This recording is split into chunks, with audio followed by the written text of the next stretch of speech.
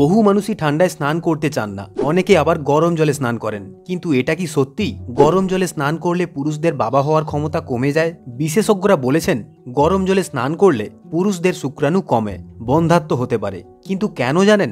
চলুন আমি আপনাকে বুঝিয়ে বলছি।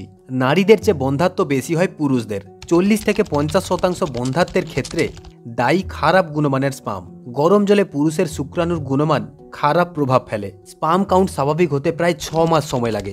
কিন্তু আপনি কি জানেন গরম জলে স্নান করলে পুরুষের শুক্রাণুর গুণগত মান অনেক কমে যায়? কিন্তু কেন, এটাও আপনাকে বুঝিয়ে বলছি। অন্ডকোষের তাপমাত্রা শরীরের স্বাভাবিক তাপমাত্রার চেয়ে 4 ডিগ্রি সেলসিয়াস কম থাকলে তবেই শুক্রাণু তৈরি হয়। কিন্তু গরম জলে স্নান করলে অন্ডকোষের তাপমাত্রা বেড়ে যায়। রোজের এমনটা হলে প্রভাব পড়ে শুক্রাণুর উৎপাদনে। অন্ডকোষ যত ওপরে থাকে তত ভালো, গরম জলে তা ঝুলে যায় অনেকটা, কমে স্পাম কাউন্ট। একটা কথা মনে রাখবেন, অন্ডকোষ ঠান্ডা থাকলেই তা স্বাভাবিক কাজ করে। সেই জন্য টাইট জিন্স বা আন্ডারওয়্যার পরতে না বলা হয়। সব শেষে একটাই কথা বলে রাখি, গরম জলে স্নান করতে হলে মাথায় গরম জল ঢালুন, গায়ে ঢালবেন না।